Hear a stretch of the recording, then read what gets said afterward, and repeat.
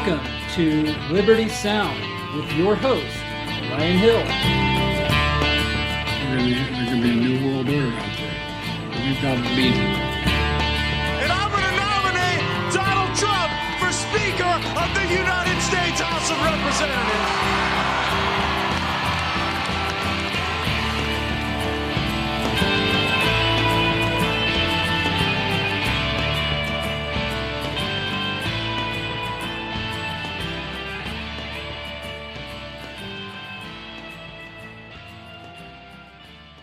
I have been, well, you're asking me a question. Yes. Let me answer it. And you said it was ridiculous. I was talking specifically at that time of what was happening with voting rights and what was in danger of voting rights. That's what I was speaking to at the time. That was the White House press briefing, press room, and this is Liberty Sound, Special Master Edition. Welcome to the show where we take a look at the stories of the day and apply the lens of liberty to them and try to make some sense out of the chaos. Boy, there's a lot of chaos to go around. You've heard of entropy. It's like a rule of the universe or something. Seems to be all over. Coming up, we've got some talk about floods and disaster. Like I said, the special master has been approved, which Trump requested. Got a few comments on that. And they keep getting swatted. Now, two different people have been repeatedly swatted. We're going to talk about that just a little bit and more coming up. I am feeling a little bit less political today. It's been Labor Day weekend. Today's first day back to the main swing of things after the 3-day weekend. And although I took, in theory, a 3-day weekend, I was doing some labor yesterday. So it's kind of helped me to unplug a little bit. I hope that you got to do some of that too. So I don't want to get all caught up in the crossfire today, though there will be some. School's back in session. I think in some areas of the country, school is out today. It's like an extra day or something for students and maybe a working day for teachers. At least that's the word on the street. And besides all of that, we have lives to get on with. I mean, you can't do all politics all the time. Unless you are a politician, in which case you're stuck. But, not for the whole show anyway. So just like 5 minutes, we're going to take a break from the politics. How does that sound? So I know all about Lightfoot. I know about Chicago, 55 shootings over the Labor Day weekend, just another weekend in Chicago, and all the illegal buses being sent up. I guess there's some, I haven't heard the comment myself.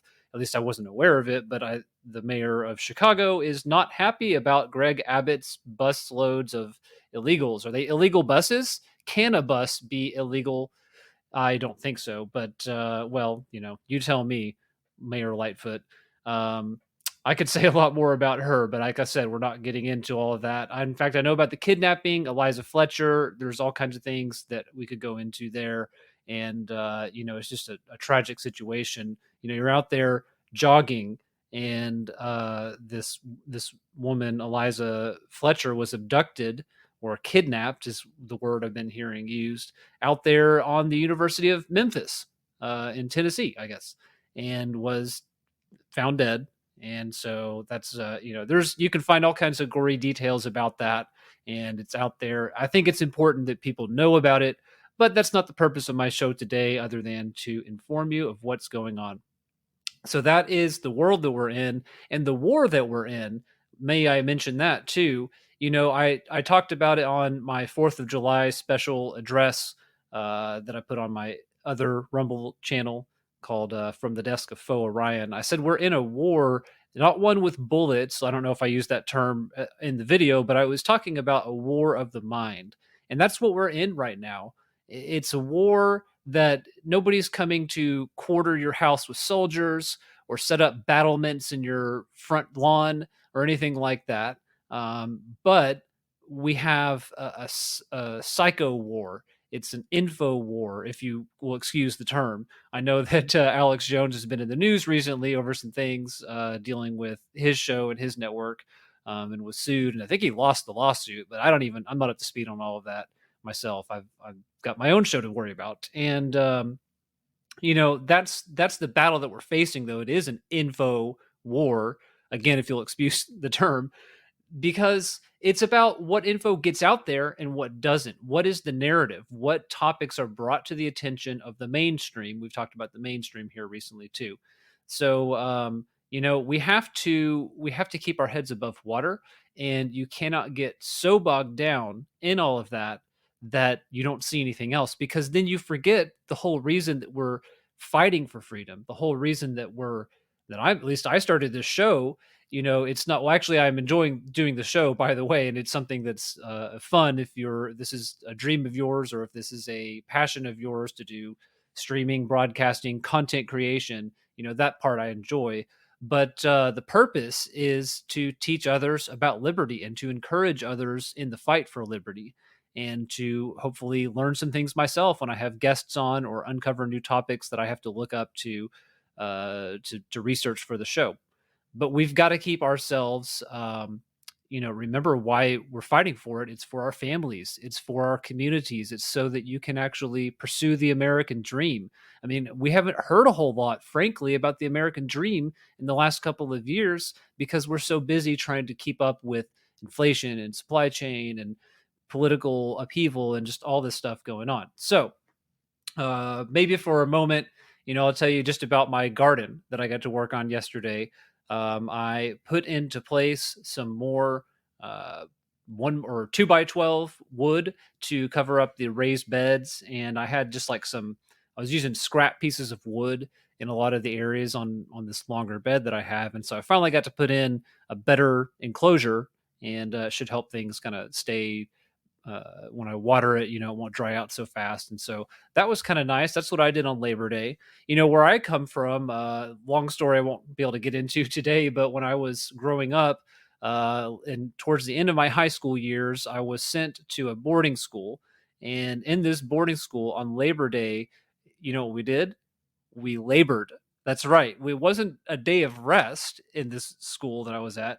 It was a day that we went out and worked on projects that needed to get done that there wasn't enough time to on a regular day for, if you were going to class, there was like some chores you had to do, and there was like a work time but it was mainly like just to have people be in the practice of getting used to work. Even though we were in school, child labor. Oh no, it's terrible. Well, it wasn't that bad. It was like light labor. It felt awful at the time, but it was not technically that difficult. So that's what we would do, is we would go out and labor on Labor Day until about lunchtime, about noon. It was kind of like having a Saturday type schedule, because there was usually work done on Saturdays too. And after that, we got free time and got to go play board games. And there was a whole lot. At the time that I was there, I've been back to this place since I graduated, and they expanded a lot. I mean, they've got like a video, I don't think it's an arcade, but it was like a, surround sound movie room with theater seats and stuff like that. And we just had like some pool tables and foosball, and we got to play Risk and Monopoly was about it. That's all we had back in my day. So, anyways, I always end up working to this day, just from the habits that were formed in my life about that. I always feel like I have to get something done on Labor Day, or it's a wasted day. So that's what I did yesterday. Got to work on the garden. Okay, so let's go ahead and move forward with the show. And before we go any further, I want to let you know where you can find this show if you're enjoying the content that you have tuned into. It's on Podbean. You're probably listening if it's live on Podbean. It'll be recorded on there as well later. After that, it's Apple Podcasts, Spotify, and TuneIn, and Rumble and YouTube. It's the same name on all those channels, Liberty Sound. Show notes will be in the description, and I try to get that copied over to all of those other channels. Pardon me. I don't have a cough button yet.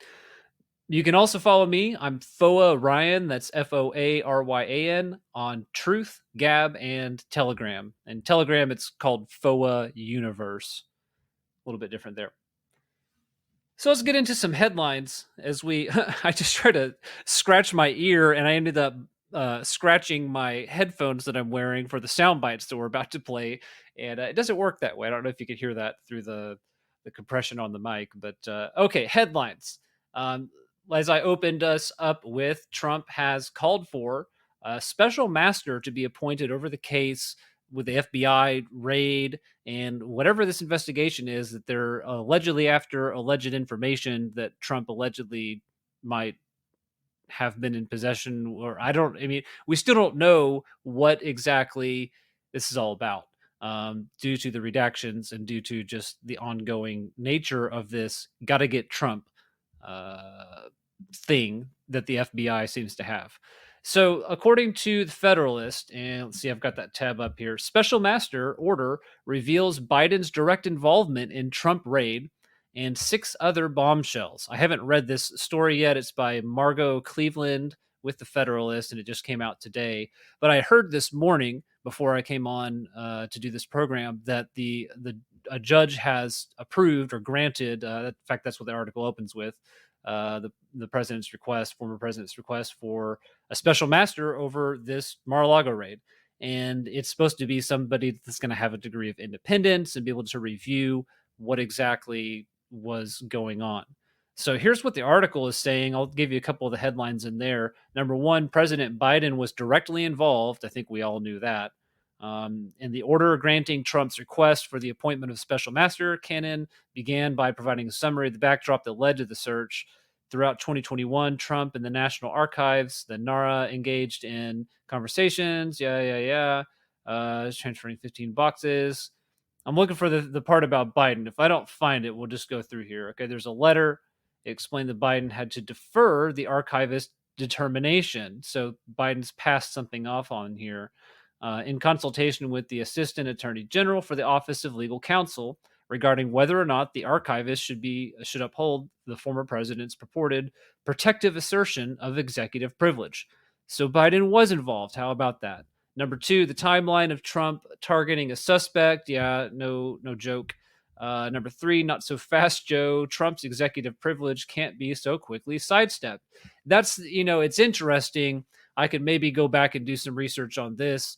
When Obama, if you recall, when he first came into office, now the thing that stands out to me the most is how late he was for every press conference he was supposed to go to.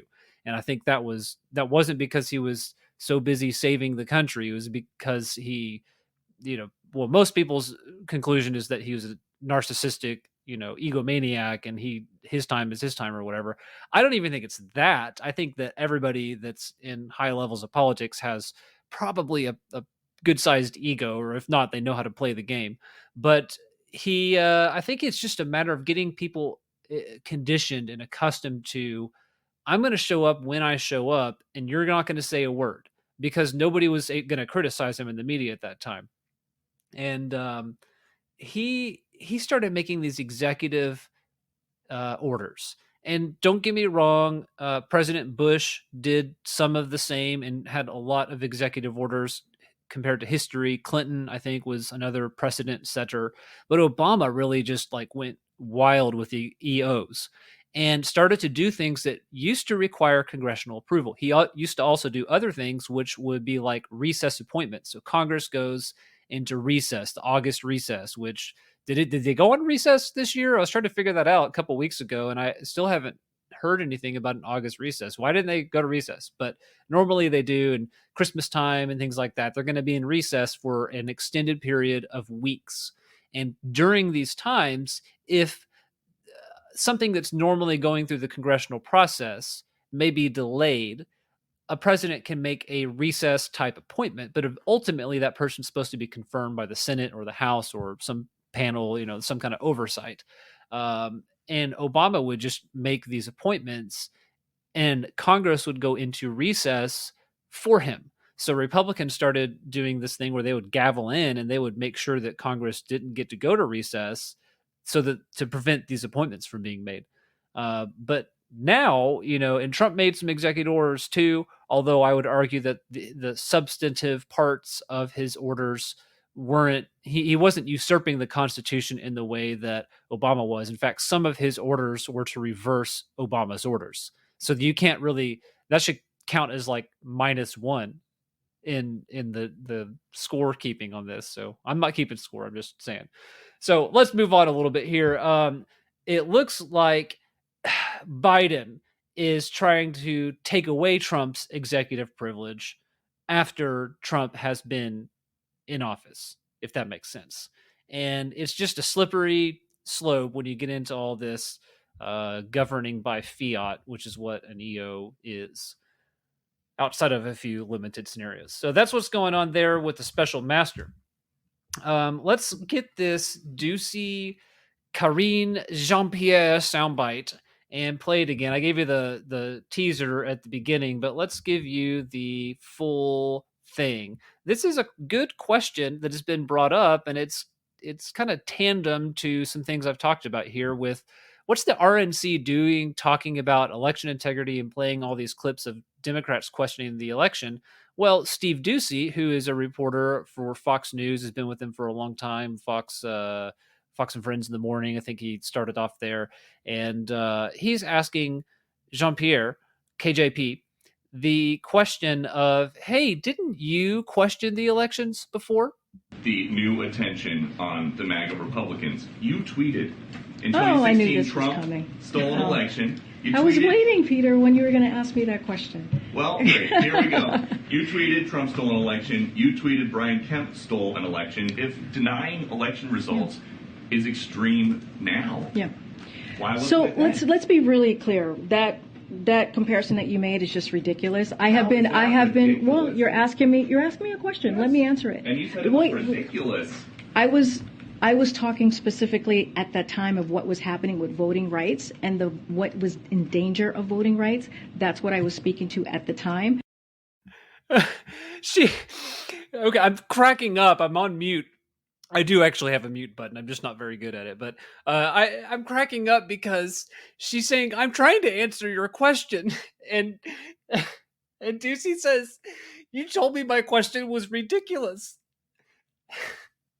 I'm sorry. I just can't. It's because she's so deadpan about it. She answers his question by telling him, your question is ridiculous. And then when he speaks up in response to that, she says, why won't you let me answer my question? And then she goes on to give the standard Democrat line, which you need to hear this. Okay, I'm bringing this up for a reason, not just for self-entertainment, because I need to laugh 15 minutes into the program. But what's going on here is the Democrats will say, when they talk about election integrity, when they talk about cheating and voter fraud and manipulating the elections, what they really mean, or part of what they really mean, is Republican efforts to prevent certain persons from registering to vote or trying to take people off the rolls because, say, maybe they're a criminal and they have a record that prevents them from legally voting, or perhaps they're not a resident and they've moved and they shouldn't be on the roll where they are. Sometimes people move from one precinct to another, one county to another, and they're lazy about updating their voting records. They might go vote at their old place. Technically, you're not supposed to do that. I don't know offhand what penalty might be involved if you're caught, but I understand it does happen, and it is, when it's caught, it's typically prosecuted. Well, Democrats will call that election fraud.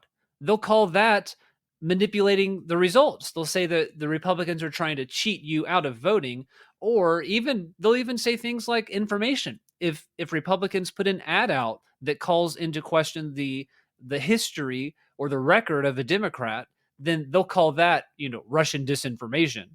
And that's what they consider election manipulation. So anyways, Ducey's asking her what I feel is a very legitimate question that she ought to give a serious answer to, and she didn't, although I just explained to you, I liberal-splained it to you, what she was talking about when she says that, you have to understand, we're talking about, voter suppression. So, voter suppression of what? People who aren't legally entitled to vote, voter suppression of people who aren't U.S. citizens. I don't know, whatever, but that's what we're talking about here.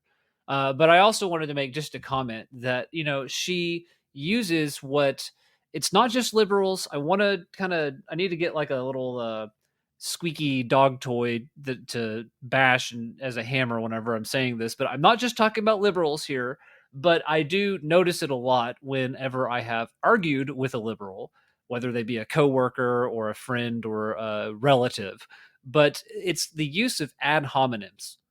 the very first thing, so Ducey asks a question that, whether you like the question or not, whether you like the way he asked it or the slant, the spin that he could put on it, that's you can address that. That's fine. But the very first thing KJP does before she answers the question, is she throws out an ad hominem.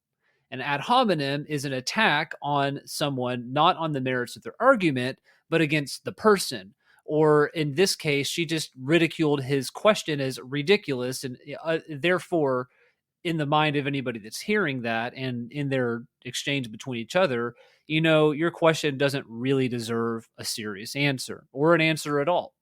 That's what they're doing. And anytime you do that, I mean, it's a sign, really, I think, in most cases, and maybe some psychologist's got a book on this, and maybe there's been studies done. But when you start when you resort to an ad hominem in a debate, at least, it's because you can't back up your argument, or because you're just plain wrong. I don't know. Maybe in this case would be my interpretation. But that was, I got a chuckle out of that. And I'm not the only one to play that soundbite. It's been floating around for the last 24 hours. Or was that today? I think if it was today, I don't know how I grabbed it so quick. But thank you to whoever I shamelessly stole that from. But you probably stole it from somebody else first. So it was really just, I don't know. That's not good. Two wrongs don't make a right. So this, I could almost come up with a segue to this next headline too, based off of that, about two wrongs, and it's dark and grim. We're talking about California blackouts. See, I don't really have anything, but that's what we're going to go with. A couple of months ago, when we were talking about the blackouts that could be coming, weren't we called alarmists and conspiracy theorists? And that's your well, I already said alarmist. You're just trying to scare people. Well, here is an MSN article from less than an hour ago today, as of the time of this broadcast. California power grid facing overwhelming demands on Tuesday, and rolling blackouts are likely amid record heat. So it has been very hot in California, and this is out of CBS San Francisco, even though it's posted on MSN. They're just posting their article. And I was watching a gardening video from somebody out of, I think, San Francisco area. It was somewhere in California, and they're having a tough year, and they're showing their garden, and it looked better than my garden, but it was struggling quite a bit, as mine has been. It's just been so hot. You just can't keep your plants dry, or you can't keep them wet. They dry out. And even if you do keep them wet, you risk getting root rot because you're watering them so much. So it's tough, and I don't know what I'm doing. So anyways, come and help me. Somebody come and help me. I don't know how to garden. I could really use any tips that anybody's got who has, solid experience. So San Francisco, California is facing the heat wave, and state energy officials said the electrical load on Tuesday afternoon could top 51,000 megawatts. And that's the highest demand the state has ever seen. As people crank up the AC, the state forecasted record levels of energy use. But the state has additional energy capacity at the moment. I don't know where they're keeping it, but blackouts, rolling, rotating outages are a possibility. It's a direct quote. I think they should have had an "and" in there, if you ask me. Mainzer said calling for additional conservation is absolutely essential. So we need all of you who just bought your Teslas to help with the gas crisis situation to quit charging them during the daytime. You can only charge them at night. If you have gone beyond your 390 mile limit, or I think they get over 400 miles now. Maybe I think Teslas are known to, get you around town. It may be 300 to 400 miles or so. But if you've exceeded that limit, or you forgot to charge it last night, you might be stuck at work. Okay. I hope you've got a gym and a TV, or a coffee area or something like that, because you're going to be there a while in California if you get stuck in one of these rolling blackouts when you're trying to charge your Tesla. So I'm not saying this to rub anything in anybody's face. I'm just bringing it up because this is going on, and it's not going to end just because the temperatures start to cool off. Remember, we've had trouble in the winters. Now, this, I don't know if California is going to be subject to this as much, but look elsewhere in the country as this goes on. Rolling blackouts, and then in the winter it's going to be heat blackouts. It's going to be natural gas blackouts if we get crazy, capacity destroying weather like we got couple of winters ago. In related energy news, Russia has now cut off their gas exports to Europe via the Nordstream indefinitely. And I'm reading from a CNN article. Apologies in advance on that, but it's where I had the info. And so remember, it was cut to 20% capacity. That was where things were with Nordstream, which is like the main. It's Nordstream 1. I guess they have more than one, but that's the main line that Europe was getting. I think it goes through Germany, and it's in need of repairs, but Russia's being sanctioned, so they cannot import the parts that they need to repair it. Although there may be some way they could get it in a roundabout way, but probably have to pay more, and so they don't want to do it.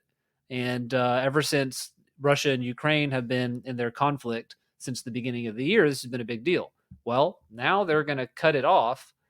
Here's what the article says. Russia won't immediately resume exports of natural gas to Europe through its Nord Stream 1 pipeline, worsening a shortage that threatens to tip the continent into an energy crisis this winter, which is what I was just talking about.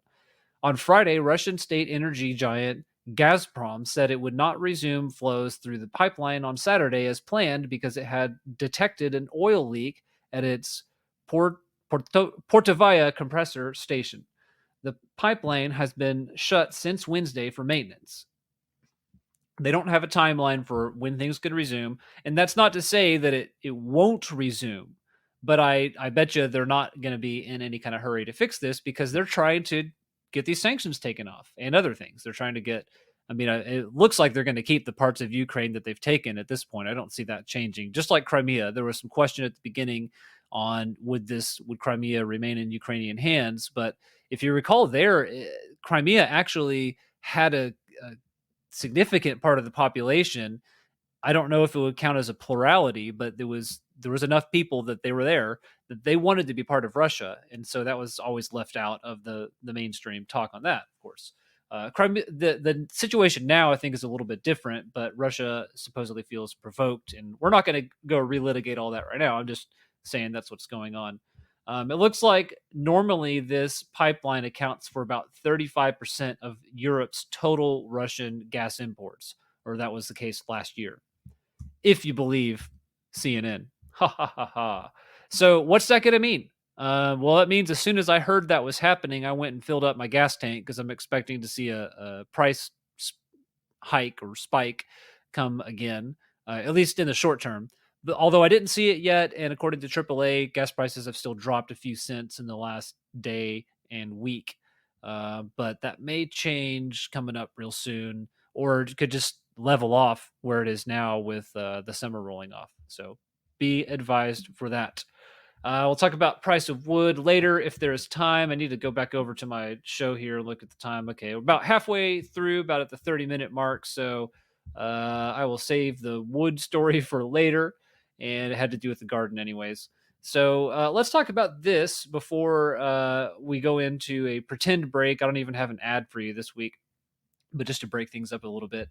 Let's see. Let's talk about just a note on the Memphis kidnapping thing.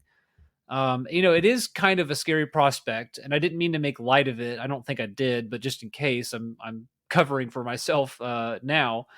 When I don't mean to make light of the case or say it's unimportant in any way, because it's something that needs to be considered when people are going out by themselves or even in groups. You've got to be aware of your surroundings for one thing. And I don't know enough about the situation to say what happened or didn't happen here, but you're just going for a jog. You're on campus, I think, and snatched up. It could happen to anybody that some sicko wants to target. And for whatever reason, I think they say statistically, it's usually somebody that is when somebody is kidnapped, but that may be because of children.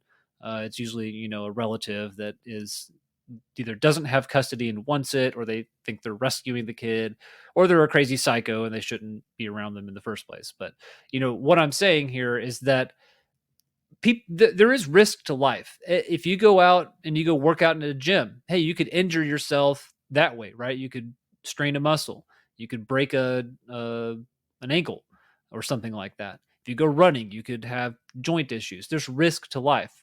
but there's also this risk of this abduction. Now, it doesn't happen all the time, but I remember a case of 7 or 8 years ago, or I'm sorry, not 7 or 8. This was in '07 or '08.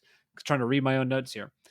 In Oklahoma, and there had been, it was maybe a murder or maybe an abduction. I don't remember the details exactly, but there was a lot of reaction here locally that women were being discouraged from going out in by themselves, like anywhere, like for a walk or anything. And I was in a school at the time, trying to remember the details, but they were basically told, you have to be in groups of 5 or more when you go out to do things. And I think it's just the wrong response. It's not that there isn't a threat, but I don't want to quote Patrick Henry here and say his life so dear, a piece so sweet, as to be purchased at the price of going out in groups of 5 or more. But I think that the campuses, since this happened on a campus, I'm thinking about Uvalde, which is getting fencing up after the shooting that happened there, and I heard they just came back to school like as of this week, and they've got some fencing that's still getting put up. Is that what they're going to do at Memphis now? Are they going to put fences around their walking trails to make sure that nobody's there to kill you? They already have these little emergency stations, which I don't think is a bad idea. There's these little places where you can press a button if you have, maybe somebody's having heat stroke out in the field. It's been really hot. It's nice to have things like that, but at some point there is a risk to life. I know people, an ex-girlfriend of mine, that would go running in a place that was not necessarily safe, not because of the people that could be there, but because of the wildlife. And there might be, I don't know what kind of wildlife there would be, a bobcat or something like that. We're talking like animals that can hurt you, coyotes and wolves and things like that. If they found you in some situation where you're out there by yourself, well, you know what? She would carry a gun with her when she would go running, and not because she's, a right-wing extremist. I don't think this person is even technically right-wing anymore, if I understand their leanings correctly. But they were smart, okay, and they understood that I'm going to go out here and I'm going to go exercise. I'm going to run wherever this was, and it's dangerous, but I want to still be able to go run and enjoy my life. So she decided to protect herself by carrying a firearm. You could also, I usually, if I'm out like hiking or anything like that, I like to go to the mountains, Colorado and places like that, and go for hiking on trails that are out there, because they have like real ones, as opposed to here. It's too flat here in Oklahoma for that kind of activity. But I take a knife with me. I take something so that I don't know what's going to happen. I could get stuck. I could get, caught in some branches or some root as I slip on a trail where it's been muddy or something like that. You might need some tools to protect your life.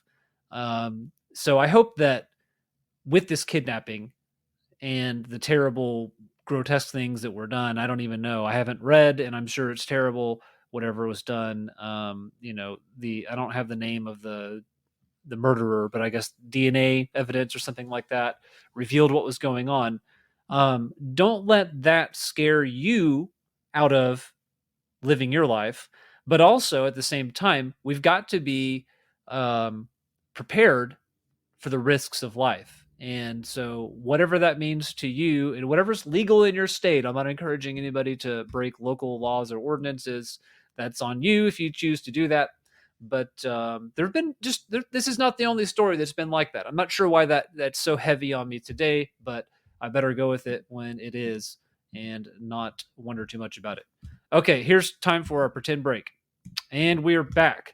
Okay, I may be able to insert those breaks in at some point in the recordings, get a sponsor message or something like that.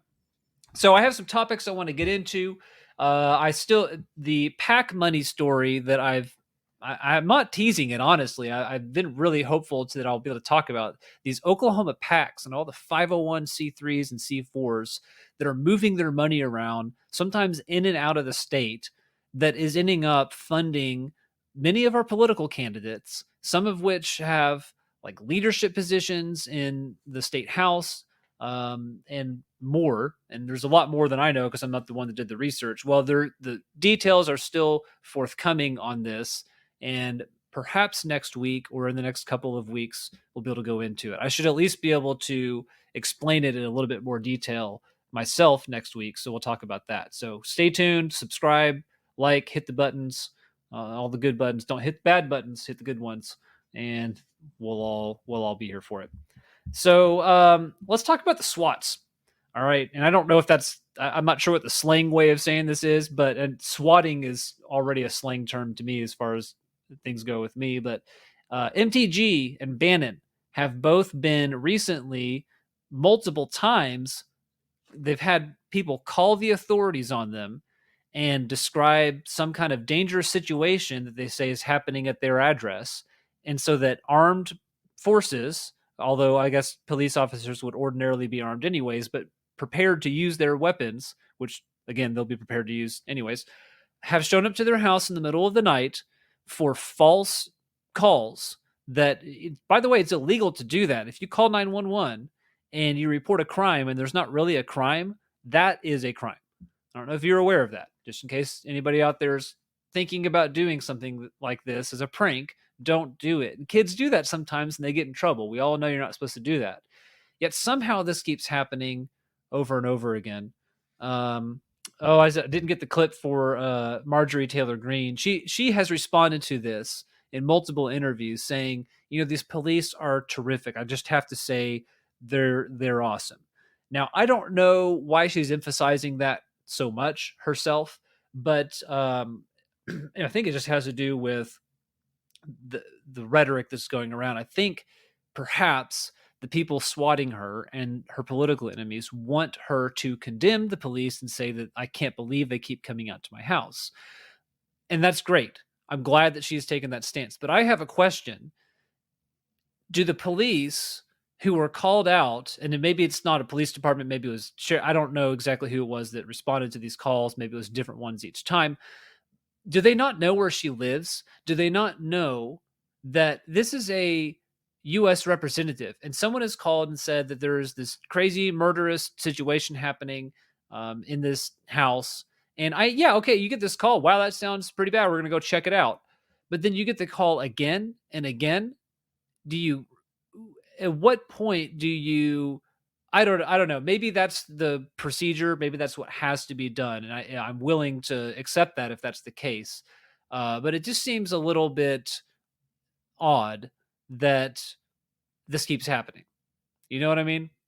All right. So this is in the tune of what we're talking about here with the FBI. And I may have linked the wrong story to this point on my notes here because that's not related to MTG.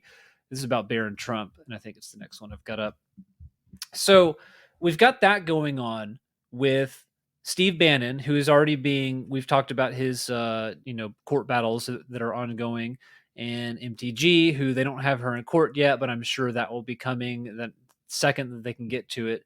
They're pretty busy with Trump. And so we've learned some new details about the Trump assault raid that the FBI did at Mar-a-Lago. So here's from the Gateway Pundit. This is published yesterday from Jim Hoft. And he says that this is a country that is unfair and broken. President Trump compares FBI's raid on 16-year-old Barron Trump's bedroom to FBI ignoring Hunter Biden laptop from hell. Yeah, I'm glad that that's brought up. I just thought of something. So let's read a little bit of this. On Monday morning, President Trump commented on the shocking FBI raid on Barron Trump's room at Mar-a-Lago, which is something we learned at the rally on Saturday. If we have time, we'll play a couple of sound bites from there. President Trump shared this tweet with his crowd of supporters in Wilkes-Barre, Pennsylvania on Saturday night. Okay, I guess he had said it first, and then I don't know. I don't know which. It doesn't matter which one happened first. So here's the truth.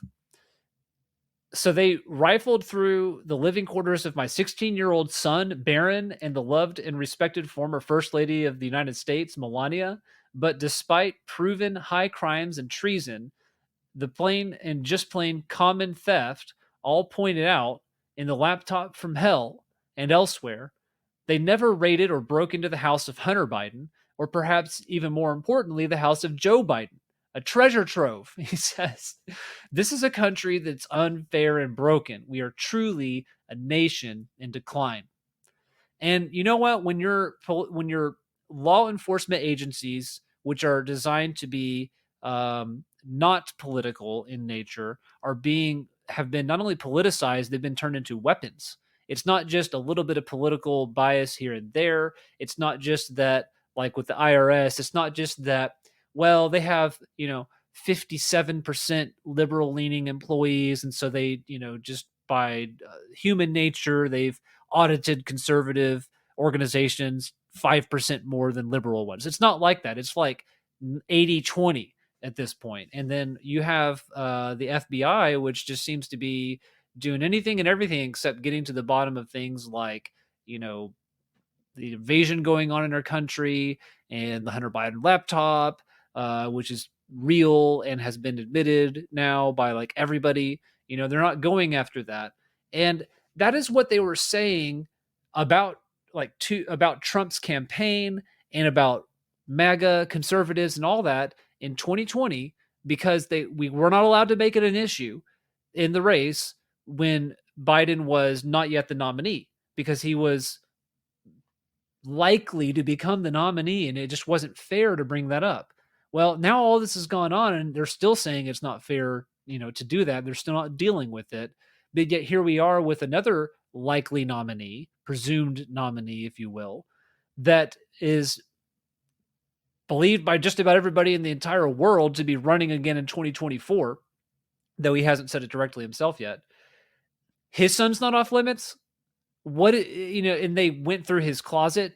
Okay, and that was new information to me. I didn't know. Well, we knew about Melania, but as far as I know, I mean, maybe it truthed it out before ahead of time, but maybe they've just gone a little bit too far. I don't know what else to say about that. It is crazy. Well, I do know what else to say about that. It's about the nation in decline. Before we get to that, from the New York Post, this is next. FBI Chief Chris Wray must explain the suppression of the Hunter Biden investigation. Yeah, this came out yesterday in the New York Post. They say we've been pushing Attorney General Merrick Garland for greater transparency over the Mar-a-Lago assault raid. My words, assault raid. He and FBI Chief Christopher Wray owe the nation a clear explanations over the Hunter Biden investigation too, particularly in the wake of Timothy Thibault's resignation from the Bureau, and admitted charges he's suppressed evidence of the case and even shut down the FBI's laptop investigation on spurious Russian misinformation grounds.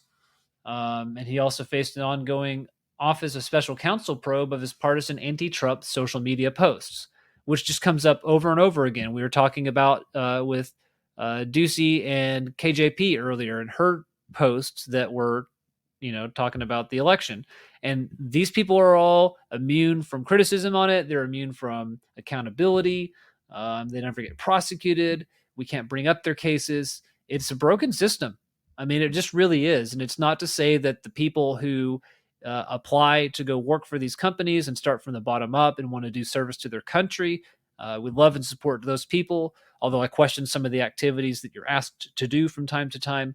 But this is the people who are running this. It's just, I don't know, we've got to pull the rug out and start over. I kind of like the idea of splitting up the FBI field office and put one in Oklahoma, put one in Nebraska, get them out of DC. I don't know what we got to do at this point. I'm open to hearing solutions, send me in your suggestions on truth, and I'll take a look at those. But it's just this is the warfare that I'm talking about. They're trying to get us out of our minds because it's just mind-boggling, some of the stuff that's going on.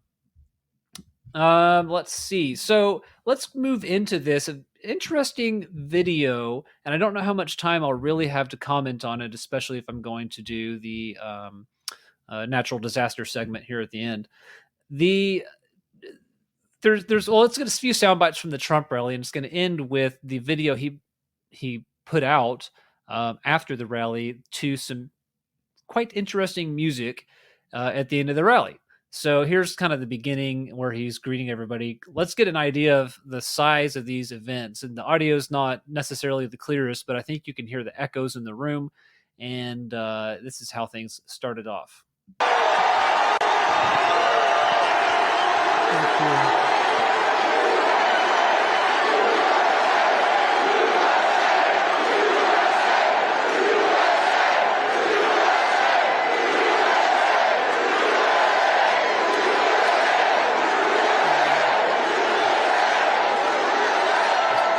Well, thank you very much, and hello, Pennsylvania. Hello. You think he had a few voters in Pennsylvania? It's in Wilkes Barre, which is outside Philadelphia? Is it to the west or something? I forget. But that was loud. I was like pulling the earphones away from my ears. Probably a lot louder than my audio is coming across now. But that's how loud it was in the room. I saw the video. I was watching it. I was with a friend and I wasn't able to like fully tune in and catch every single word, which is fine. I was just kind of enjoying the Labor Day weekend. But, by the way, Biden's speech last week, which was on Wednesday, this rally was already scheduled to occur. People were, I think, already in line waiting for the rally at the time when Biden was calling them enemies of the state. So Trump certainly had a few things to say about Biden. And here's what it is. I came to Philadelphia, Pennsylvania to give the most vicious, hateful, and divisive speech ever delivered by an American president, vilifying 75 million citizens plus another probably 75 to 150, if we want to be accurate about it, as threats to democracy and as enemies of the state. You're all enemies of the state. Who's an enemy of the state? You want to know the truth? The enemy of the state is him and the group that control him, which is circling around and do this, do that, Joe. You're going to do this, Joe, right? I think Philadelphia was a great choice to make this speech of hatred and anger. His speech was hatred and anger. By the way, the next morning he forgot what he said. You saw that. I asked him about, I didn't think I said that, did I? How'd you like? So there's a lot there. That's great. Doesn't remember it the next morning. I want to play that again in a second. Because it hit so many topics, even just that little soundbite. Here is what he said about calling us enemies of the state. Enemies of the state. You're all enemies of the state. Yep, pretty much. That's the message that came out from that Wednesday night speech, right? We all got the message, right? And then Trump, of course, goes back to call Biden, say that he's the real enemy in this. And people. In fact, I doubt there's been any articles put out about this. You'd think the media would run with Trump says that Biden is the enemy of the state. Well, if you put it in context, if you have the whole statement, he is saying that into response to being called an enemy of the state. So fair is fair, right? But they always only want to report one side of that. But I've got a few little clips from that to keep for future usage. Biden forgets what he said. Yeah, let's do it in this order. So Biden forgets what he says. By the way, the next morning he forgot what he said. That'd be a good one to use later.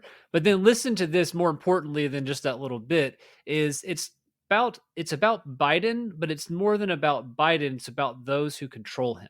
The enemy of the state is him and the group that control him, which is circling around and do this, do that, Joe. You're going to do this, Joe, right? Yep. So pay attention to little gems like that because I do. And if you read between the lines or listen between the lines, whatever they are, that's kind of the message that I think people need to be thinking about is that just like with Obama, just like I would even argue with Republican presidents, the Bushes and others, let's not go into too much of that, but they're not just doing what they want to do. That's how most people in the public, I think, interpret it is, well, this politician feels passionate about A, B, and C, so that's what they're doing. I don't think Joe Biden is passionate about any of the stuff that he's doing. What is there anything that we could even argue that he's passionate about? What has he done that has helped anybody during his term as president? You could maybe say something about the student loans, but now we're kind of in a confused state as far as where is that actually going to end up?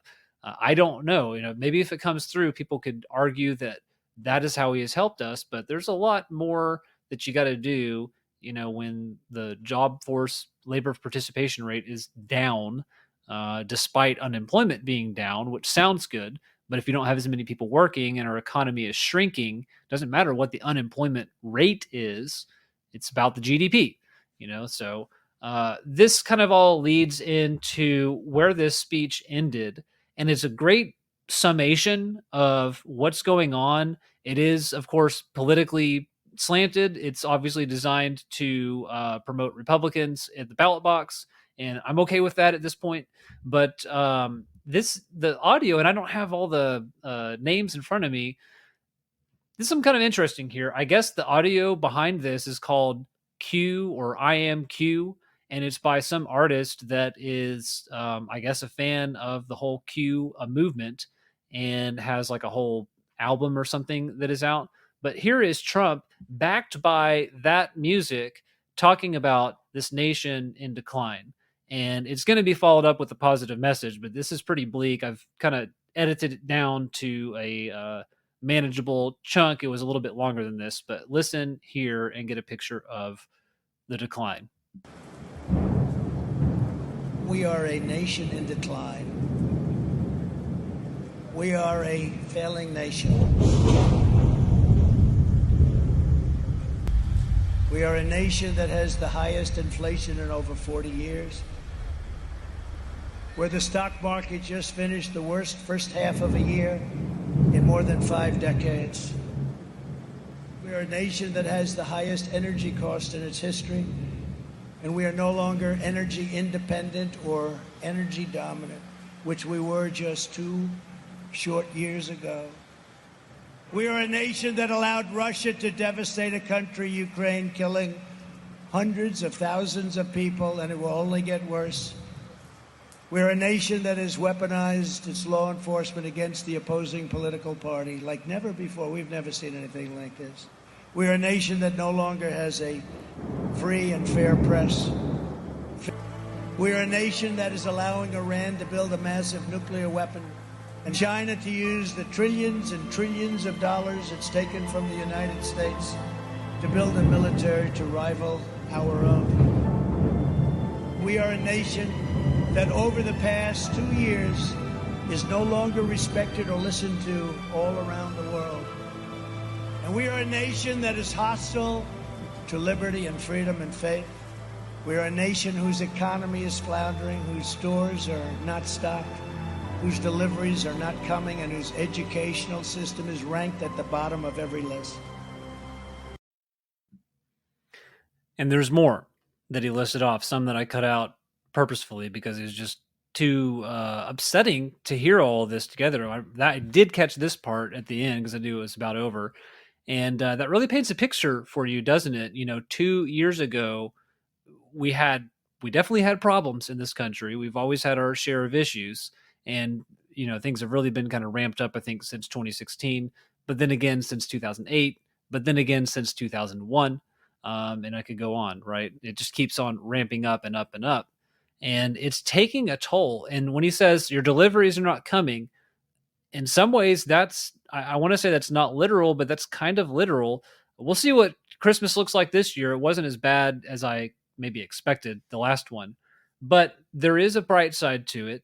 And this is how he ended the rally here, or at least almost to the very end, by talking about how it could be different once again. There is no victory we cannot have. We will not bend, we will not break, we will not yield. We will never give in, we will never give up. We will never, ever, ever back down.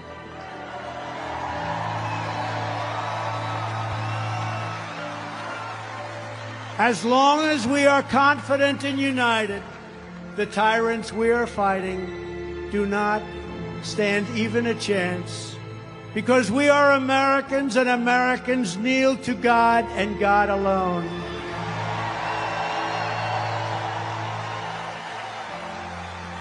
My fellow citizens, this incredible journey we are on together has only just begun. And it is time to start talking about greatness for our country again. We are one movement, one people, one family, and one glorious American nation. Under God. And I think he's exactly right there at the end. It's time to start talking about greatness in this country. We're talking about all the decline, and it has to be pointed out Just like Trump even said when he was running originally, talking about ISIS, you have to be able to identify the problem. Democrats didn't want to say ISIS. They didn't even want to say ISIL. They didn't want to talk about any of this stuff that could point to the problem that was destroying the Middle East and was going to be causing us some major issues here. But we've got to be talking about greatness and where we want this country to go. I've said a long time ago, maybe before Trump even ran, was that this country, we need heroes again. We have villains. We've got plenty of villains, but we need some heroes. We need to talk about greatness, the good things that this country has done, the great founding, which we talk about on this program, and the things that are still yet to come, which is part of his, re-election message and all that. So real quickly about the song itself, actually listening to it, I was trying to figure out this sounds familiar somehow, but it's like movie, music soundtracks going on. I actually thought it was like an extended beginning to the song by Muse called Resistance.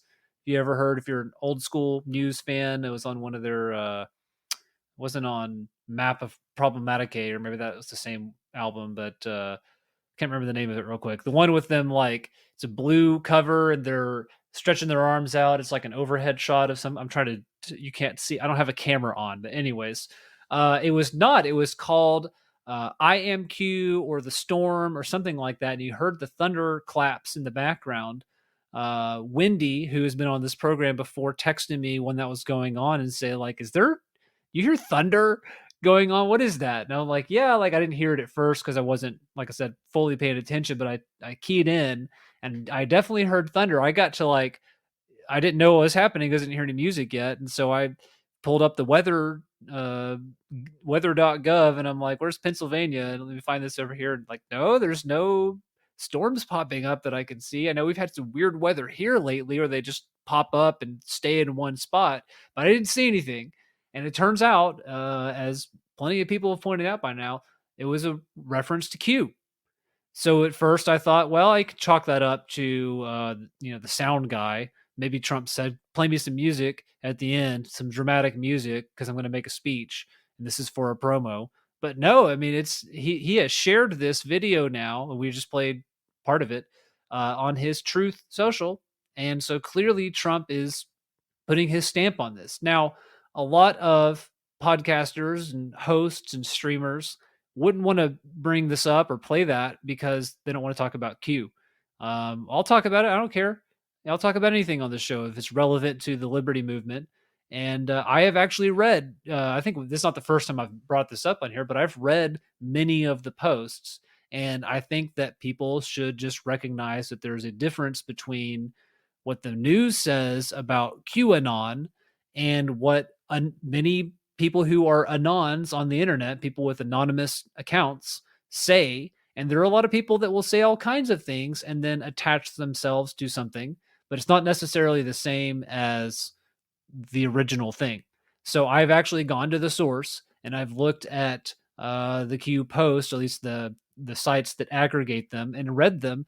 And the things that I've found in them are not necessarily the crazy things that people and the CNN type and MSNBC Maddow types out there throw out about it. It's talking about basically what you just heard in that video, is that our country has been getting bled dry by corrupt politicians, and there are people who are not okay with that.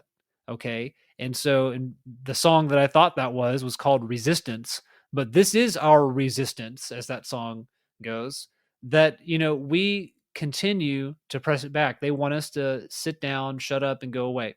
Well, guess what? Don't do that. Keep voting, keep showing up, show up at your school board meetings, show up at your city council meetings, call your representatives, do all of that, because it actually does have an impact. And, whatever you think about the elections aside, there's nothing like the power of the people. So I think we're going to call it there. I am running right up on the hour, so I really should be playing my outro music. Let's hit it, and I will be back on the air next week. Please, if you like this program, subscribe on Podbean, on Rumble, YouTube, iTunes, Spotify, I think may have already said that, and TuneIn Radio.